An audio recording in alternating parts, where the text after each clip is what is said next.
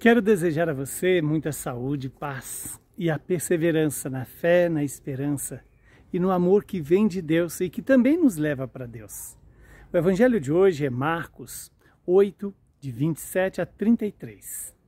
Naquele tempo, Jesus partiu com seus discípulos para os povoados de Cesareia de Filipe.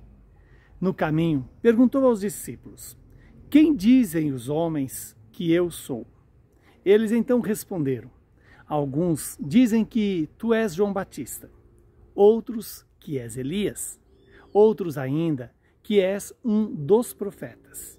Então Jesus perguntou: "E vós, quem dizeis que eu sou?" Pedro, tomando a palavra, respondeu: "Tu és o Messias." Jesus proibiu-lhe severamente de falar a alguém a seu respeito.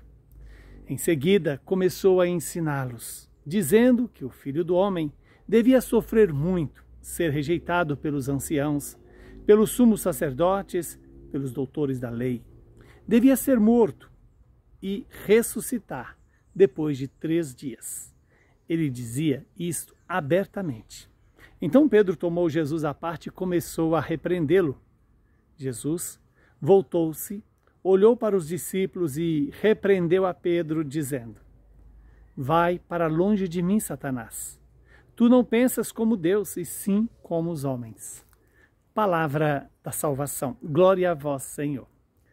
Louvado seja Deus por esta palavra que vem trazer para nós a melhor de todas as notícias. Jesus, o Filho de Deus. Jesus, o Messias, aquele que traz para nós a salvação e a paz. Vejamos que este evangelho é um evangelho de uma fundamental importância para nós católicos. Quando Jesus parte com seus discípulos, para os povoados de Cesareia de Filipe, e ali no caminho Jesus faz uma pergunta, que essa pergunta é para mim e para você: quem dizem os homens que eu sou? Essa é uma pergunta que nós precisamos responder. Mas não nos basta responder o que os outros dizem sobre Jesus. E nós vimos que o povo tinha uma noção de quem era Jesus, mas apenas uma noção parcial. Porque eles, quando dizem que Jesus era João Batista, ou Elias, ou ainda um dos profetas, veja que eles estão reconhecendo Jesus apenas na perspectiva humana. Mas Jesus é muito mais do que um mero homem. Jesus é Deus.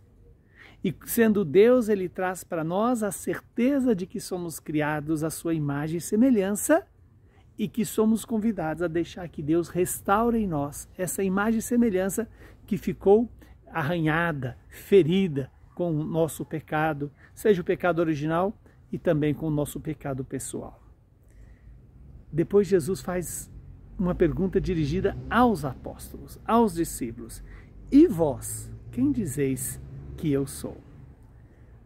Aqui é uma pergunta que eu e você precisamos responder todos os dias. Quem é Jesus para mim? Que lugar Jesus ocupa na minha vida? Qual é a importância que ele tem na minha história? Pedro, tomando a palavra, disse: "Tu és o Messias." Veja que nesse momento Jesus proíbe Pedro de dizer para os outros quem ele era. E em seguida Jesus continua anunciando o seu destino, que ele iria ser rejeitado, sofrer, ser morto, mas que ressuscitaria. No entanto, ali Pedro quer dissuadir Jesus de caminhar, fazer esse itinerário da cruz.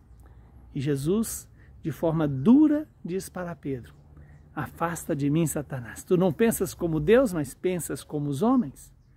Os homens pensam apenas na dimensão terrena e Deus pensa na eternidade.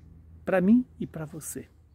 Que eu e você possamos fazer essa experiência de reconhecer Jesus como o Messias que passa pela paixão, morte e ressurreição. Eu e você precisamos fazer essa experiência de que Jesus não é apenas humano, ele também é Deus. Ele é humano, verdadeiro homem, verdadeiro Deus. E ele traz para nós a vitória sobre a morte.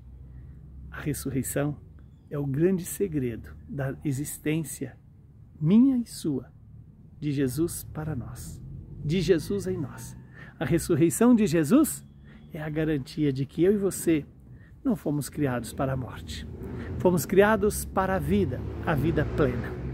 Que o Deus Todo-Poderoso nos abençoe, nos santifique, nos livre do mal e nos dê a paz. Ele que é Pai, Filho e Espírito Santo. Saúde, paz e perseverança para você e para toda a sua família.